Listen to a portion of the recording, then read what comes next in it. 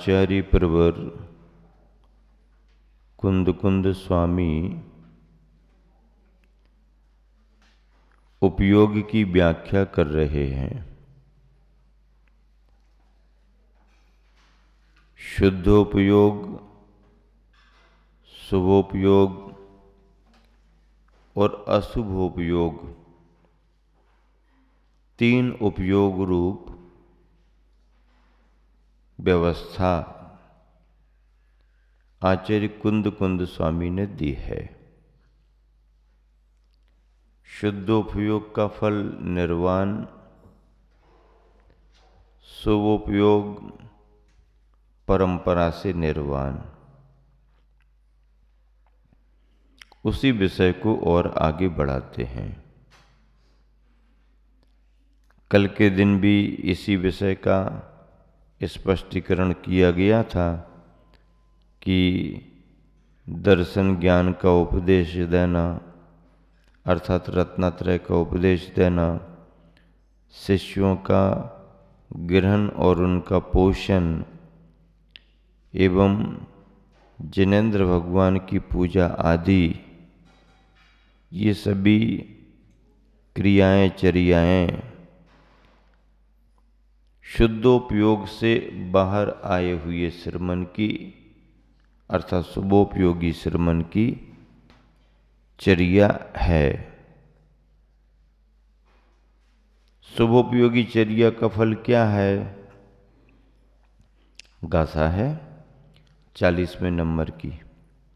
ऐसा पसत्य भूदा समनानं बापुनो घरत्थाणं चर्या परेति भणिदा ताएव परम लहदि सोखम। एक साथ मिलकर के ऐसा पसत्य भूदा समनानं बापुनो घरत्थाणं चर्या परेति भणिदा ताएव परम लहदि सोखम। प्रवचन सार ग्रंथ में तीसरे अधिकार से चंगन विगाथा है। अनुव्यार से देखें, ऐसा यह पसत्य भूदा शुभ राग रूप, कैसी? शुभ राग रूप चर्या, आचार या प्रवृत्ति, समनानम श्रमणों के गौण होती है, मुख्य नहीं है। ये जो भी शुभ प्रवृत्ति की चर्चा की जा रही है, श्रमण भी करते हैं पर श्रमणों को गौण होती है। इसका मतलब क्या? इसका मतलब ये है कि श्रमणों की मुख्य चर्या, प्रधान चर्या तो निर्वृत्ति परक होती है। निर्वृत्ति परक। प्रवृत्ति में अशुभ तो है ही नहीं, शुभ है, लेकिन शुभ को भी हमेशा नहीं। क्या? शुभ को भी हमेशा नहीं। अब शुद्ध में यदि नहीं लग पा रहे हो तो फिर हमेशा ही करते रहो, ठीक है। लेकिन अगर शुद्ध में लगने की स्थिति बनती है, क्षमता है, वैसी स्थिति बनाओ तो मुख्य तो शुद्धता की प्रवृत्ति ही है, निर्वृत्ति की प्रवृत्ति निर्वृत्ति ही है। क्यों? क्योंकि जब कभी भी केवल अज्ञान होगा, प्रवृत्ति में नहीं होगा। निर्वृत्ति यानी ध्यान सामयिक की अवस्था में ही होगा। अब ये बात भी सही है कि लक्ष्य तो अपना वो ही है, निर्वृत्ति का ही लक्ष्य है, ध्यान का ही लक्ष्य है, लेकिन ध्यान में ही एकाग्रता लंबे समय तक नहीं बन पाती है। यह शुभोपयोग रूप चर्या श्रमणों को गौण मानी गई है। वह इसलिए कि उनकी चर्या में जितनी निर्वृत्ति आए उतनी ही उनकी श्रेष्ठता मानी जाती है। लेकिन स्थिति यह है कि निर्वृत्ति में 24 घंटे कोई रह नहीं सकता। तीर्थंकर हैं, बहुत अच्छी बात है, 6 महीने तक ध्यान कर लिया, कभी ना कभी तो उठना पड़ा। तो प्रवृत्ति तो करें, लेकिन प्रवृत्ति को ही प्रधान मान करके ना चलें। प्रवृत्ति का निषेध नहीं है, बिना प्रवृत्ति के निर्वृत्ति भी नहीं होगी, किंतु लक्ष्य हमारा प्रवृत्ति में ही लगे रहने का नहीं है, निर्वृत्ति की ओर भी ध्यान हो। इसलिए इस गाथा में कहा, यह शुभ राग रूप चर्या श्रमणों के गौण होती है, व पुनोघरत्थाणम और गृहस्थों के तो परा मुख्य होती है। गृहस्थों को शुभ प्रवृत्ति ही मुख्य है। हाँ, अर्थात अशुभ से बचने के लिए दिन भर वह शुभ प्रवृत्ति में लगे, बहुत अच्छा है। अब अशुभ का काम तो ऊपर की अवस्था में है ही नहीं, श्रमणचर्या में। अब शुभ प्रवृत्ति ही है तो शुभ में दिन भर लगे रहो, ऐसा नहीं। लगे रहो ठीक है, लेकिन बीच बीच में शुद्ध की तरफ भी ध्यान देना, ये मार्ग है। तिभणिदा ऐसा परमागम में कहा गया है। ताये वो उसी से परम सोखम लहदी, गृहस्थ जन परम सुख को प्राप्त करता है। गृहस्थ तो परम सुख को परंपरा से प्राप्त कर लेगा, इसलिए उसको मुख्य कर दी गई।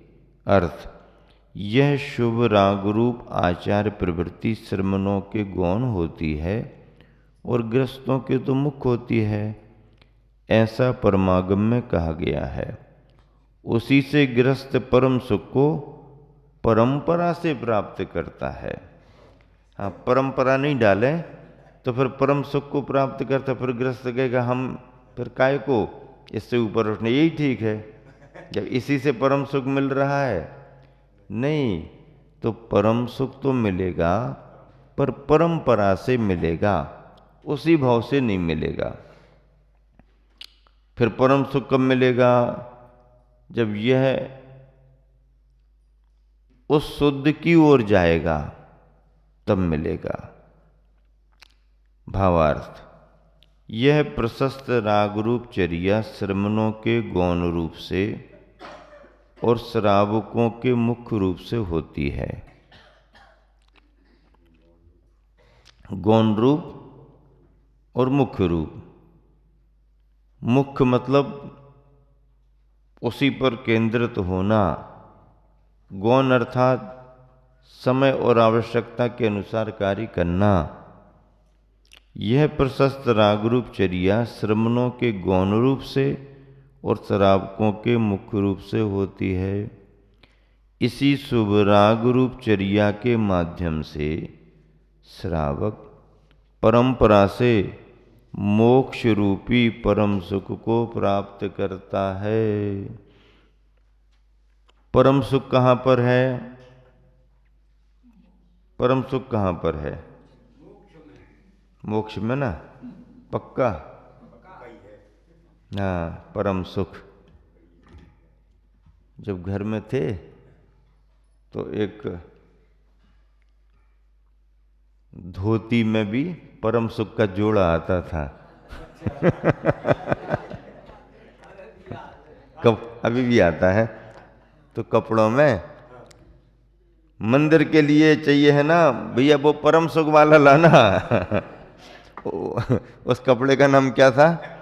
परम सुख जोड़ा। हाँ, तो याद आ गया, अच्छा वाला लाना, मंदिर के लिए है ना। हाँ, तो फिर दुकान पर से भैया वो परम सुख वाला जोड़ा देना। हाँ, तो ऐसा परम सुख। तो वहाँ पर श्रावक को अभिषेक करना है तो अच्छे से अच्छा परम सुख का जोड़ा। यहाँ पर परम सुख कहाँ पर मिलेगा? मोक्ष में मिलेगा। परम सुख मोक्ष में मिलेगा। यहाँ जोड़े से काम नहीं चलेगा, जोड़ा छोड़ा। आचार्य कहते हैं ना, बेजोड़ बनो, जोड़ा छोड़ो। हाँ, जुड़ो तो बेजोड़ बनो, ऐसी एक हाइकु लिखी। तो परम सुख पाने के लिए मोक्ष पाना जरूरी है। मोक्ष क्या है? सभी प्रकार के कर्मों से छुटकारा पा लेने का नाम मोक्ष है। सभी प्रकार के कर्म, 8 कर्म, उनकी उत्तर प्रकृतियां जीव के साथ बनी हुई हैं। अब वो ज्ञानावरणादि 8 कर्म छूटे, उनके छूटने के साथ साथ जो ज्ञानावरणादि 8 कर्मों को बार बार लाता है, ऐसा राग द्वेष भाव कर्म छूटे। भाव कर्म जाएगा तो द्रव्य कर्म जाएंगे, द्रव्य कर्म जाएगा तो जीव से जुड़ा हुए शरीर 9 कर्म भी जाएगा। ये तीनों प्रकार के कर्म जब समाप्त होंगे, क्या? जब तीनों प्रकार के कर्म समाप्त होंगे तब आप आप्त होगे। आप्त, आप्त यानी भगवान, समाप्त, समाप्त, आप्त, आप्तागम गुरु। तो आप्त, आप्त में एक शरीरी परमात्मा है अरहंत, अशरीरी परमात्मा सिद्ध। तो सिद्ध परमात्मा के समान बनोगे, तीनों कर्म समाप्त होंगे, तब आप सिद्धों सम आप्त होगे, भगवान बनोगे। हमने कहा फिर आचार्य श्री, अभी तो हम लोग सब आपके संग की प्रशंसा करते हैं कि सब बाल ब्रह्मचारी, फिर बाद में तो आपके कथनानुसार, अरे बोले ये अलग विषय है, तीर्थंकरों की बात है। तीर्थंकरों में किसी भी तरह के पुरुषार्थ की कमी नहीं होना। हाँ, संपूर्ण लोक पुरुषार्थ भी उनका हो और फिर मोक्ष पुरुषार्थ भी उनका हो, ये तीर्थंकर होते हैं, ऐसा आचार्य कहते हैं। अभी कुंडलपुर में सब इस विषय पर चर्चा हुई, लेकिन बाकी के लिए नहीं, ठीक है, ऐसा कहते हैं। तो गृहस्थ का धर्म भी है, श्रावक का धर्म है, और अंत में तो फिर मुनि अवस्था है ही। मुनि अवस्था से निर्वाण की प्राप्ति। यह प्रशस्त राग रूप चर्या श्रमणों के गौण रूप से और श्रावकों के मुख्य रूप से होती है। इसी शुभ राग रूप चर्या के माध्यम से श्रावक परंपरा से मोक्ष रूपी परम सुख को प्राप्त करता है। हाँ, यह शुभोपयोग रूप शराकचर्या उन श्रमणों के गौण रूप होती है जिन्होंने शुद्ध आत्मा को प्रकाशित करने वाले महाव्रतों को ग्रहण कर लिया है, लेकिन जिनके कसाय कण के सद्भाव होने से शुद्ध आत्मा में प्रवृत्ति नहीं हो पा रही है। यही शुभोपयोग रूप चर्या उन श्रावकों के मुख्य रूप से अर्थात प्रवृत्ति रूप से होती है, क्योंकि शुद्ध आत्मा के प्रकाश में साधनभूत समस्त वृत्ति के अभाव होने से ग्रस्त को समस्त वृत्ति के अभाव होने से यानी संपूर्ण रूप से उसका त्याग नहीं है, एवं कसाय के सद्भाव होने से उन्हें राग से संयुक्त अशुद्ध आत्मा का ही अनुभव होता है। अतः यह शुभोपयोग चर्या ही उन्हें महाव्रतों को ग्रहण कराने में तथा संपूर्ण राग को हटाने में साधनभूत होने के कारण परंपरा से मोक्ष रूपी परम सुख को प्राप्त कराती है। परंपरा से इस भव में ग्रस्त स्वर्ग जाएगा, वहाँ से मनुष्य बन के फिर मुनि बन करके मोक्ष जाएगा। ये व्यवस्था है। पद्यानुवाद पढ़ें। रागात्मिका श्रमण श्रावक धर्मचर्या मानी गई शुभ करी श्रुत मध्य चर्चा। सागार को शिव मिले क्रम सा इसी से सर्वोत्तमा यह रही सुन लो सही से। रागात्मिका श्रमण श्रावक धर्मचर्या है, मानी गई शुभ करी श्रुत मध्य चर्चा है। शुभ मानी सागार को शिव मिले क्रमशः परंपरा से और सर्वोत्तमा यह रही श्रावक के लिए यही प्रधान मुख्य है, किंतु अनगार मुनियों के लिए गौण है। अशुभोपयोग का स्वरूप। विषय कसाओ गाढ़ो दुस्सुदि दुच्चित दुट्ठ गोठ जुदो।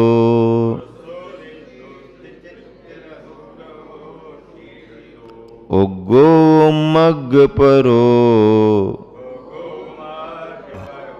ओगो जस सो असु हो। विषय कसाओ गाढ़ो दुस्सुदि दुच्चित दुट्ठ गोठ जुदो। उगो मग परो ओगो जस सो असु हो। प्रवचन सार दूसरे अधिकार की 66वीं गाथा।